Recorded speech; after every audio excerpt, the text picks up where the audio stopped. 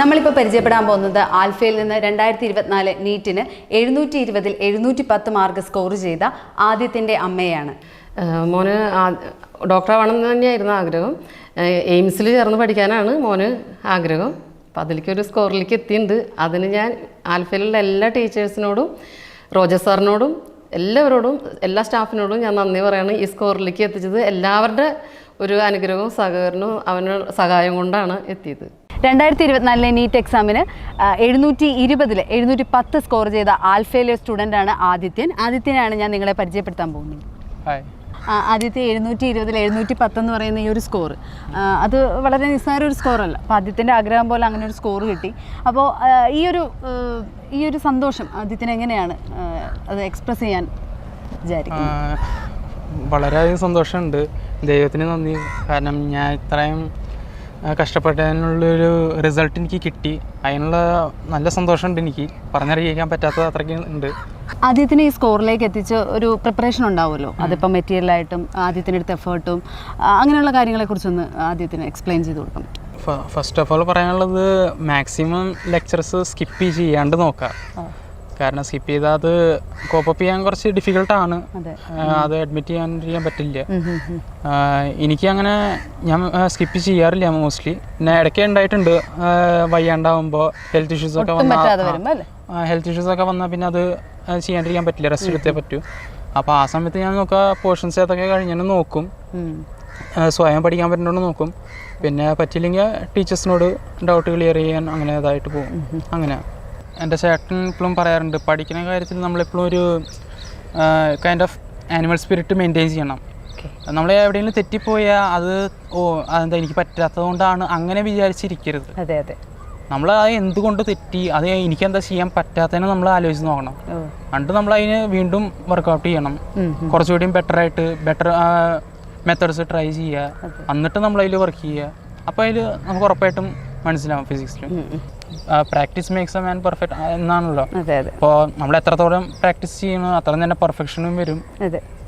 അതേപോലെയാണ് പഠിപ്പിൻ്റെ കാര്യത്തിൽ. ഇപ്പോൾ ഫിസിക്സ് ആയാലും ഏത് സബ്ജക്റ്റ് ആയാലും. ഓക്കെ, അപ്പോൾ ഫിസിക്സിനെ ഭയപ്പെടേണ്ട കാര്യമില്ല. വർക്ക് ചെയ്താൽ ഉറപ്പായിട്ടും ഫിസിക്സിനെ ഈസിയാക്കി മാറ്റാൻ പറ്റും അല്ലേ? അത് ശരിക്കും പറഞ്ഞാൽ എല്ലാവരും ഇവിടെ എൻട്രൻസിൽ ബിൽഡ് ചെയ്തേക്കുന്ന ഒരു ഹൈപ്പാണ് ഫിസിക്സ്. ഫിസിക്സ് ഏറ്റവും ടഫസ്റ്റ് ആണ്. പക്ഷെ നിങ്ങളൊന്ന് പഠിച്ചു വരുമ്പോൾ ഫിസിക്സ് മനസ്സിലാവും. ഫിസിക്സ് ആണ് ഏറ്റവും സ്കോറിങ് സബ്ജക്റ്റ്. ഏറ്റവും ടഫ് പോണ സബ്ജക്റ്റ് ഞാൻ പറയാം ബയോളജിയാണ്. എൻ്റെ 2 ക്വസ്റ്റ്യൻ തെറ്റിയതും ബോട്ടണി എന്നാണ് തെറ്റിയത്. കാരണം ബയോളജിയിൽ അത്രയ്ക്ക് തിയറി ഉണ്ട്, നമുക്ക് പഠിക്കാൻ കുറേ കാര്യങ്ങളുണ്ട്. പക്ഷെ ഫിസിക്സോ കെമിസ്ട്രിയോ അങ്ങനെയല്ല. അതിൽ ചില മെത്തേഡ്സ് ഉണ്ട്, ചില ഫോർമുലാസ് ഉണ്ട്, ചില കോൺസെപ്റ്റ്സ് ഉണ്ട്. അതിനെ ഫോക്കസ് ചെയ്ത് പഠിച്ചാൽ നമുക്ക് ഈസി ആയിട്ട് സ്കോർ ചെയ്യാൻ പറ്റും. മോഡൽ എക്സാംസ് ഒരുപാട് നമ്മൾ അറ്റൻഡ് ചെയ്തിട്ടുണ്ടായിരുന്നു അല്ലേ? യൂണിറ്റ് ടെസ്റ്റ് ആയിട്ടും ഡെയിലി എക്സാംസ് ഉണ്ടായിരുന്നു. ആൽഫയില് മോഡൽ എക്സാംസ് ഉണ്ടായിരുന്നു. അപ്പോൾ അതൊക്കെ ആദ്യത്തിന് എത്രത്തോളം ഹെൽപ്പ് ചെയ്തിട്ടുണ്ട്? അതൊക്കെ വളരെ ബെനിഫിഷ്യൽ ആയിരുന്നു. അങ്ങനത്തെ കുറെ മോഡൽ ക്വസ്റ്റ്യൻസ് വന്നിട്ടുണ്ടായിരുന്നു. അപ്പൊ അങ്ങനെ അപ്പൊ അത് ഭയങ്കര ഹെൽപ്ഫുൾ ആയിരുന്നു. പിന്നെ ഇങ്ങനെ കുറെ ക്വസ്റ്റ്യൻസ് ചെയ്തിട്ടുണ്ടായിരുന്നു. ഞങ്ങൾക്ക് മോക്ക് ടെസ്റ്റ് സ്റ്റാർട്ട് ചെയ്തത് അറൗണ്ട് മാർച്ച് മിഡ് തൊട്ട് അങ്ങോട്ട് സ്റ്റാർട്ട് ആയിട്ടുണ്ടായിരുന്നു. അപ്പോൾ തൊട്ടാ ഞങ്ങൾ അതിന് വർക്കിംഗ് തന്നെയായിരുന്നു. പിന്നെ മോക്ക് ടെസ്റ്റ് നീറ്റിൻ്റെ എക്സാം നമുക്കുള്ളത് ഉച്ചയ്ക്കാണ്. അപ്പോൾ ഉച്ചയ്ക്ക് ഒരു പ്രശ്നമുള്ളതെന്ന് വെച്ചാൽ നമുക്ക് ചിലപ്പോൾ ഉറക്കം വരാം ആ എക്സാമിന്. അപ്പോൾ അതിന് മുന്നോടിയായിട്ട് നമ്മളെപ്പോഴും ആ ഒരു ടൈമിൽ തന്നെ എക്സാം എഴുതാൻ നോക്കിയാൽ അത്രയും നല്ലതായിരിക്കും. അങ്ങനെ ഒരു ഇത് പോയിന്റ് എനിക്ക് പറയാം. പിന്നെ ആ ഒരു എനിക്ക് തോന്നുന്നു ആ നീറ്റ് എക്സാമിനോട് അടുപ്പിച്ച് നമുക്ക് ഒരുപാട് ടെൻഷൻ ഉണ്ടായിട്ടുണ്ടാവും അല്ലേ?